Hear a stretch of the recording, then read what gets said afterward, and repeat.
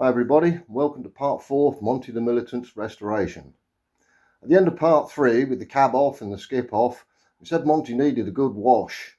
So might as well crack on then. We'll break out the pressure washer and off we go and give him a good clean up.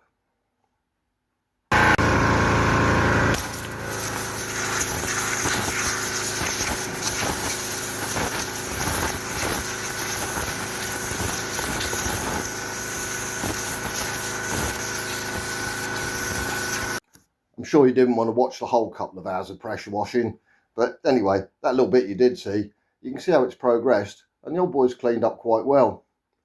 The next bit to come off will be that tipper bed, but before then we'll have a quick look round and see how well he has tidied up. Still plenty of rust, but less mud, less dirt, and you can see what you're doing now. The engine came up very well, both the offside and the near side come up quite clean and nice. That'll all get a second go later on before we finish the job. One thing I did find is this little plate on top of the engine. Shows it's had a rebuild. June 1978 in workshop number 27. So we've got a bit of research to do.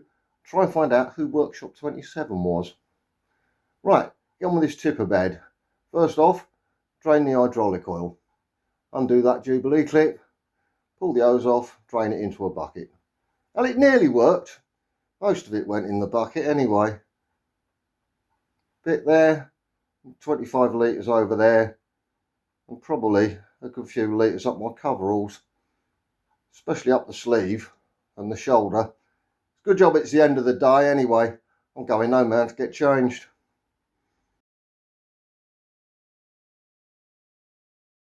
Right, new day then, first job. Sort out yesterday's little environmental disaster. It might be the truck park, but this is good farmland and you can't allow all that mucky oil to soak in. Before we go any further, I want to do a bit of an explanation, in case I sound like I'm talking a foreign language to some of our younger viewers. I say younger viewers, probably talking anyone under 50. But still, back in the day when Monty was made in 1953, things were a bit different in Britain. Television was black and white, if you could afford one. There was only one channel to watch anyway, the good old BBC. Queen Elizabeth was just getting the hang of her new job, and everything was measured in yards, feet and inches, or fractions of inches. Metric was something them foreign chappies over in Europe used to use. So in England, we worked to British standards. Take this little bolt here. Looks a bit 6mm. He isn't, it's 1/4 inch. That's 1/4 inch British standard. And the spanner you need to work it is a 3/16 Whitworth. But that 3/16 isn't 3/16 of an inch. It's just a number for the spanner size. But on the back of the spanner, they put the other size, the 1/4. The next size up then is 1/4 width, which does a 5/16 BS. Now how does that work with your metric?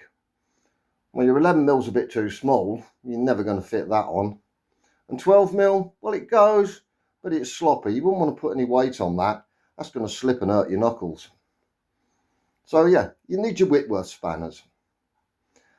My next job then, I'm going to crack the wheel nuts off, ready for when I jack it up. For this I need a 5/8 Whitworth. That's 11/16 BS. And of course a big crack bar. I thought these wheel nuts were going to be a fight to the death to get off, but they didn't. They all cracked off quite nicely. And don't panic, I haven't lost the plot or the videos back to front. This is the near side, and everything's left-hand thread on the near side, wheel nuts, hub nuts and so on. So yeah, I'm not tightening them up, I'm definitely undoing them.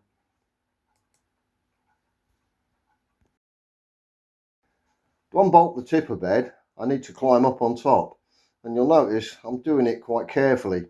That's not that I'm scared of climbing up here, it's just you've got to take a bit of care, because if you fall off, it's going to hurt. And out here on the top of the farm, there ain't nobody coming out to help you if you do fall off. All these electrics are for the tail lights and what have you at the back of the tipper. And for some reason, they're mounted in the tipper body, or tipper bed rather than the actual chassis of the truck, which I'm sort of surprised at, but that's where they're meant to be. Anyway, they're all rotten and coming out, so at the moment, I'm just going to cut them all off and get them out the way. There's quite a few of them too. Some of them are quite chunky.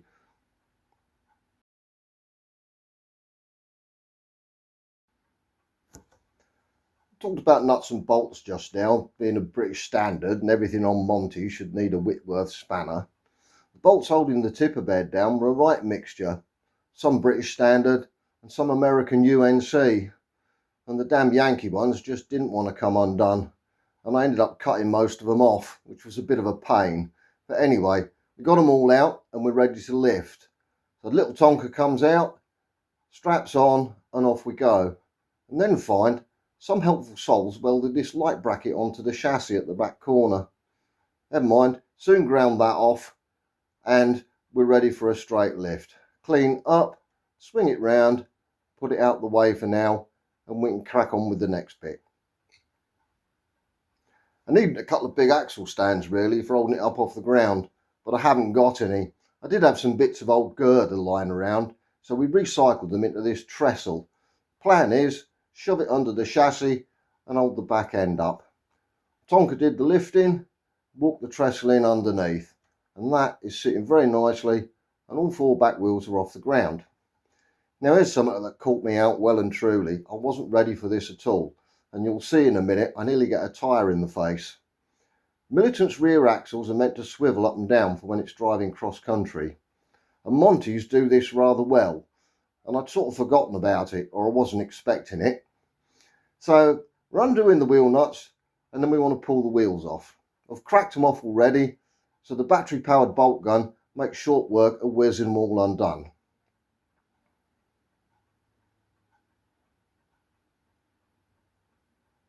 Once they're all off, collect them all up in a little plastic bag, all been labelled.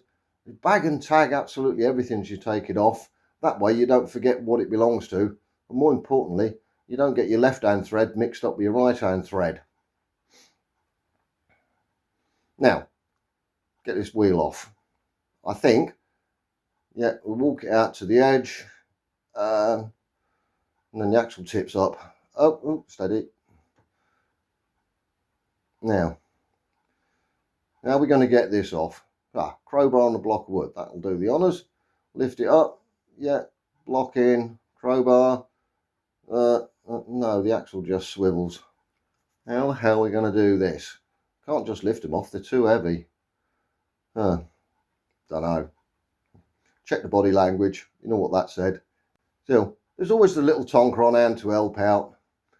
I did intend selling the thing actually, once I'd got it done up and painted, but I'm rather glad I didn't.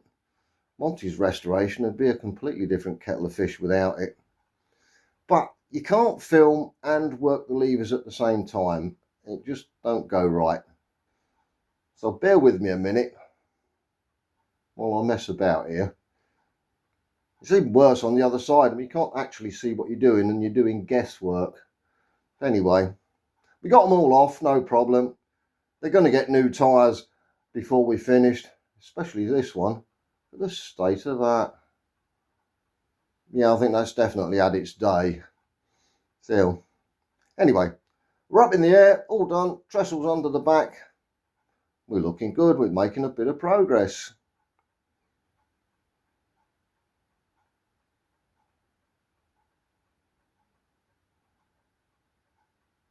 And as for Monty's swinging axles, they do go rather well actually. Anyone for a game of seesaw? Now I've got the wheels off though, something else has come to light, nothing to do with being stood for 30 years. I've got the park brake on, and this front drum is locked up quite solid.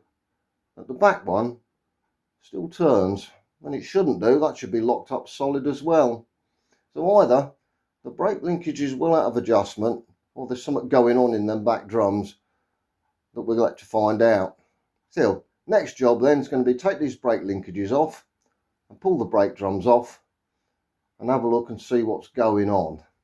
So you can see I've sprayed it all up with WD-40. That'll soften the mud at least, if nothing else, and we'll be ready to take them off. And I think that's enough excitement for one session. Thank you very much. I think we'll call it a day there. Don't forget to tick the like and subscribe boxes if you haven't already. And tell your friends about Monty. Get them watching as well. We'll see you next time in part 5. Bye now.